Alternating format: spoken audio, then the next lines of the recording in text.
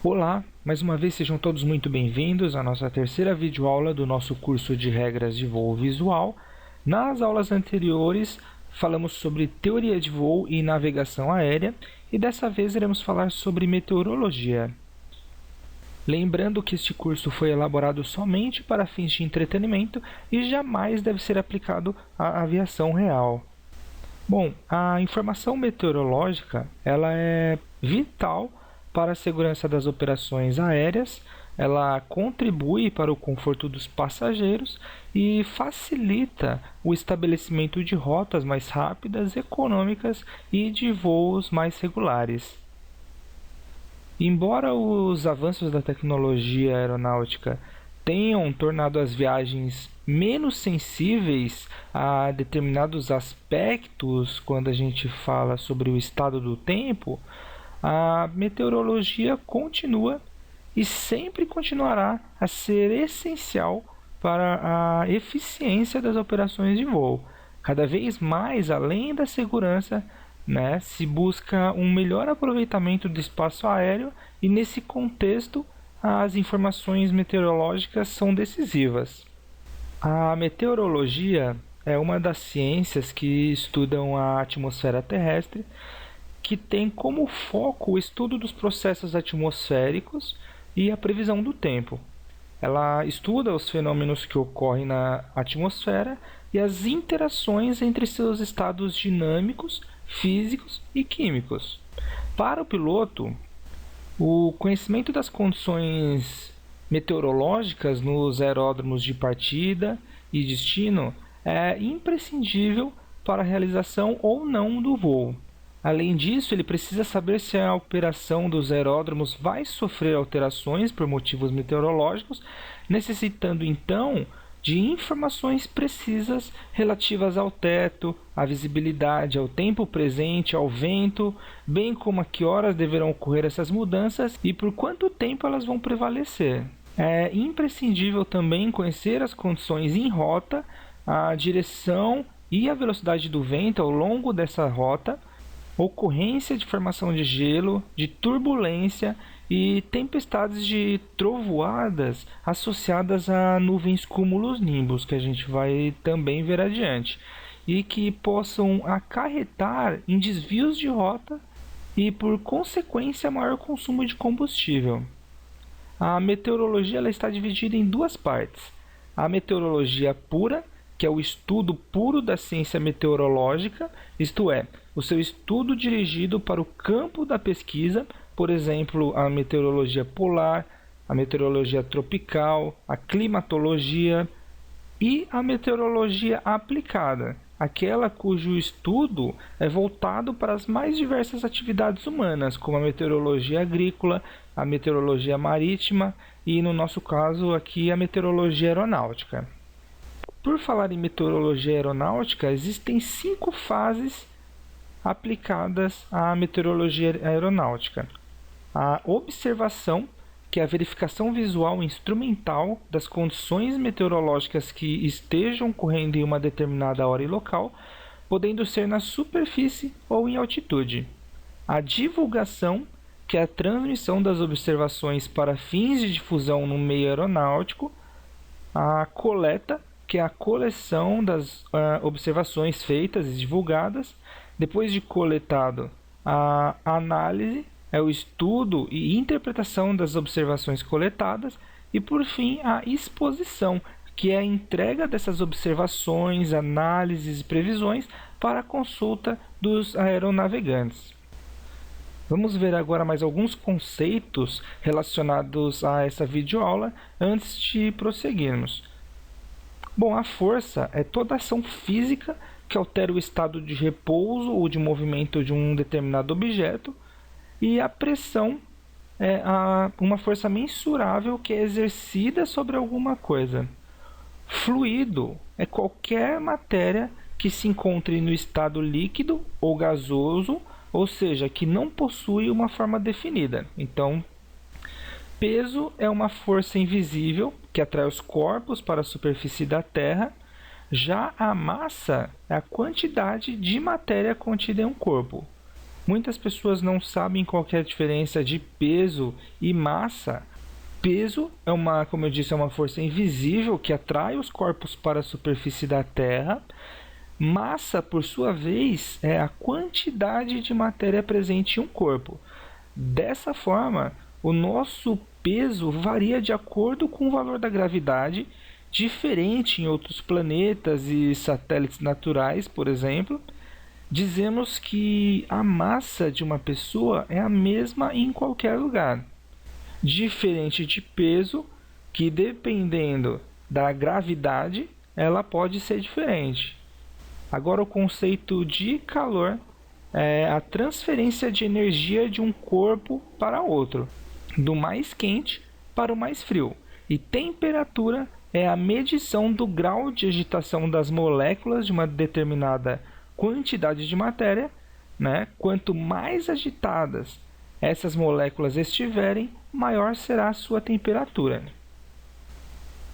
A menor temperatura em que os corpos podem chegar é chamada de zero absoluto, que corresponde a um ponto em que a agitação molecular é zero, ou seja, as moléculas ficam completamente em repouso.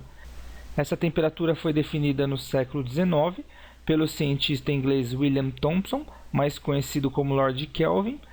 O zero absoluto tem os seguintes valores. Ele é zero na escala Kelvin e menos 273,15 na escala Celsius. Agora vamos conferir a diferença entre tempo e clima. Existe uma diferenciação entre tempo e clima, né? Ou seja, entre as condições meteorológicas e as condições climatológicas. Tratam-se de conceitos distintos que representam diferentes escalas de um mesmo fenômeno e que facilmente são confundidos e até tratados como sinônimos por parte de muitas pessoas. A diferença entre tempo e clima está, na verdade, na escala temporal que os envolve. O tempo é um estado momentâneo da atmosfera, enquanto o clima é a configuração mais permanente ou referente a um período de tempo maior. O tempo se refere a um estado das condições meteorológicas em um determinado local. O tempo pode mudar rapidamente.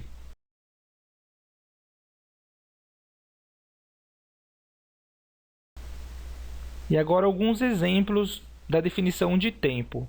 O tempo está chuvoso na cidade de Guarulhos, né? Ou seja, no momento, o tempo em Guarulhos está chuvoso, certo? Por mais que o clima daquela região não seja, de repente, um clima que traga muita chuva, naquele determinado momento está chuvoso na cidade de Guarulhos. Segundo exemplo, faz muito calor agora no Rio de Janeiro. Tudo bem que no Rio de Janeiro o clima lá é um clima bem caloroso, tudo mais, mas essa frase indica que no momento faz muito calor. Ou seja, em algum outro momento esse tempo ele pode mudar, pode passar a não fazer calor, porém no momento faz muito calor no Rio de Janeiro. Em Minas Gerais está muito seco hoje. Ou seja, nesse determinado momento, hoje, está muito seco em Minas Gerais. Embora o clima em Minas Gerais possa não ser um clima seco, o tempo hoje está muito seco em Minas Gerais. Choveu muito em São Paulo durante a semana. Aqui mais um exemplo. Nesse determinado momento, ou seja, durante essa semana, choveu muito em São Paulo. Isso não significa que o clima da cidade de São Paulo é um clima chuvoso, né? São Paulo é conhecido como a terra da garoa, mas isso não quer dizer que a todo momento tenha garoa em São Paulo. E o nosso último exemplo, como vem fazendo frio nesses últimos dias. Aqui, perceba que eu não defini um lugar, eu não coloquei o nome de uma cidade, de um estado, de um país, mas quando eu falo que nesses últimos dias vem fazendo frio, eu não estou falando sobre o clima, mas sim eu estou falando sobre o tempo nesses últimos dias. Tá certo? Agora a definição de clima. O clima se refere às condições meteorológicas, agora sim predominantes, que ocorre em um determinado local em um período mais amplo. Vamos aos exemplos. Todo final de ano chove muito em Goiás. Ou seja, o clima em Goiás todo final de ano é um clima chuvoso, né? O final de ano é um período mais amplo, né, que possui lá em Goiás um clima predominante, que é um clima de muita chuva, certo? Segundo exemplo, o inverno curitibano é sempre muito rigoroso, ou seja, o inverno lá em Curitiba ele é sempre muito frio. E quando a gente fala de inverno, a gente está falando de um período mais amplo de tempo também. Ou seja, o clima lá em Curitiba no inverno é muito frio. O aquecimento global deverá aumentar as temperaturas nas próximas décadas. Olha aí, um período bem amplo, 10, 20, 30 anos, né? Nas próximas décadas, um período bem amplo aí. E quando a gente fala de aquecimento global, a gente está falando do planeta todo, ou seja, a gente está falando do clima global.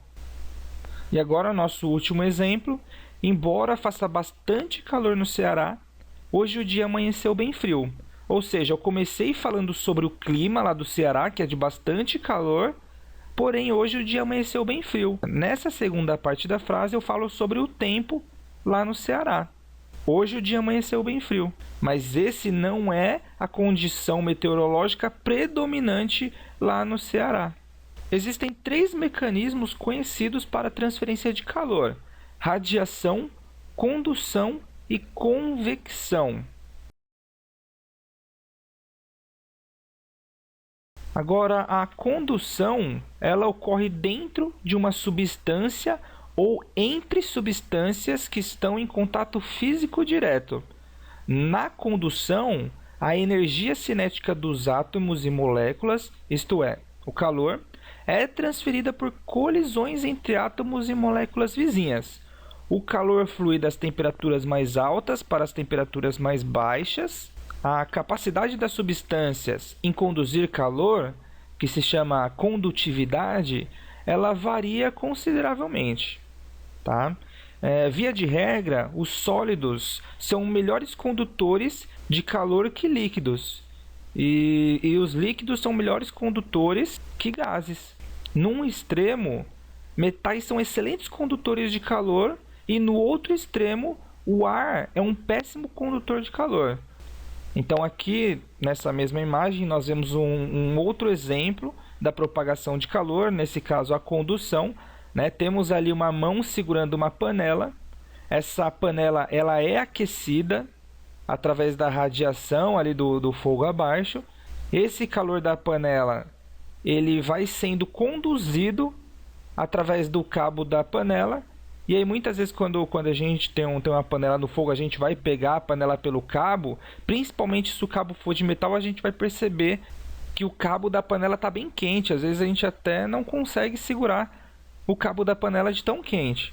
A convecção somente ocorre em líquidos e gases. Ela consiste na transferência de calor dentro de um fluido através de movimentos do próprio fluido, como, por exemplo, o ar. A convecção ocorre como consequência de diferenças da densidade do ar. Quando o calor é conduzido da superfície relativamente quente para o ar sobrejacente, ou seja, para o ar acima, este ar se torna mais quente. O ar quente é menos denso que o ar frio, né? De modo que o ar frio e denso desce e força o ar mais quente e menos denso a subir. Então, o ar mais frio é então aquecido pela superfície e o processo então é repetido. Dessa forma, a circulação convectiva do ar transporta calor verticalmente da superfície da Terra para a troposfera. O termo convecção ele é usualmente restrito à transferência vertical de calor na atmosfera. Por exemplo, o que ocorre com o balão. Você pega o balão, aquece o interior do balão, o ar que está dentro é aquecido, ele se torna um ar menos denso que o ar de fora, o que obriga com que o balão suba. O calor ele também pode ser transportado horizontalmente na atmosfera por movimentos convectivos horizontais, que são conhecidos por advecção, como o vento, por exemplo. Por falar em atmosfera, vamos agora nos aprofundar nesse assunto. A atmosfera é o nome dado à camada gasosa que envolve os planetas. No caso da atmosfera terrestre, ela é composta por inúmeros gases que ficam retidos por causa da força da gravidade e do campo magnético que envolve a Terra. A atmosfera terrestre é composta principalmente de nitrogênio, sendo 78%, 21% de oxigênio e 1% de outros gases. A existência da atmosfera é extremamente importante para a vida na Terra e, para fins didáticos, ela foi dividida em algumas camadas. A classificação do ar atmosférico é a seguinte: o ar ele é seco quando está em torno de 0% de vapor d'água. O ar atmosférico ele é úmido quando ele está entre 0 a 4% de vapor d'água na atmosfera. E o ar é saturado quando ele está em torno de 4% de vapor d'água na atmosfera. E agora vamos conhecer as camadas da atmosfera. A primeira camada da atmosfera é a troposfera, é a camada mais próxima, obviamente, da crosta terrestre. Esta camada vai do nível do mar até em torno de 12 km de altura e é basicamente composta pelos mesmos elementos encontrados em toda a atmosfera, que é o nitrogênio, oxigênio e gás carbônico. É na troposfera que ocorrem os fenômenos climáticos como as chuvas, a formação de nuvens, relâmpagos, neve. Os aviões de transportes de cargas e passageiros voam nesta camada. As temperaturas aqui podem variar de 40 graus Celsius até menos 60 graus Celsius, sendo que quanto maior a altitude, menor a temperatura.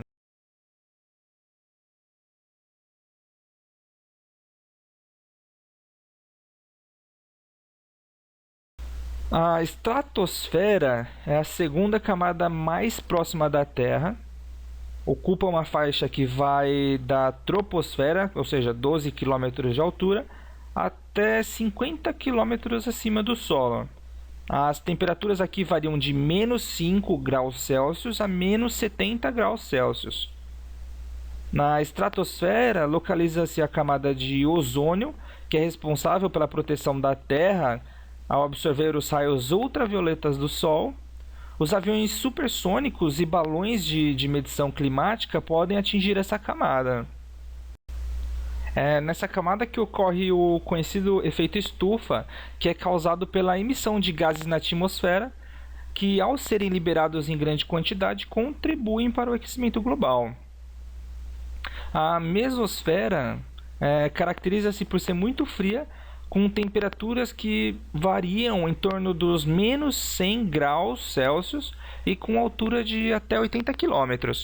No entanto, a temperatura ela não é uniforme em toda a extensão dessa camada, podendo variar muito de menos 10 a menos 100 graus Celsius. A temperatura é extremamente fria aqui porque não há gases ou nuvens capazes de absorver a energia solar.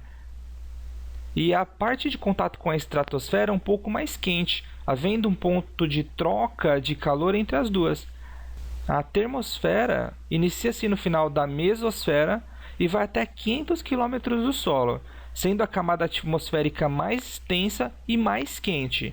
É nela que ocorre o fenômeno da aurora boreal, que é uma camada que atinge altas temperaturas, devido à presença do oxigênio atômico, o gás que absorve a energia solar em grandes quantidades. As temperaturas na termosfera podem atingir os 1000 graus Celsius. E por fim, a exosfera é a última camada, ou seja, a que está mais distante da Terra, óbvio, antecedendo o espaço sideral, e é basicamente formada entre gás hélio e hidrogênio. Ela vai do final da termosfera até mais ou menos 800 km do solo, não existindo, na verdade, uma linha, uma medição correta do que ainda é a atmosfera e o que já é espaço sideral. Nessa camada, a gravidade não existe e também é onde permanecem os satélites de transmissão de informações e os telescópios espaciais, certo? Agora vamos falar um pouco sobre a atmosfera padrão. A combinação de temperatura, pressão e densidade do ar é o que resulta no desempenho de aviões e dos motores utilizados nas aeronaves. O movimento das massas de ar e as alterações sazonais produzem grandes variações na distribuição dessas propriedades na atmosfera da Terra.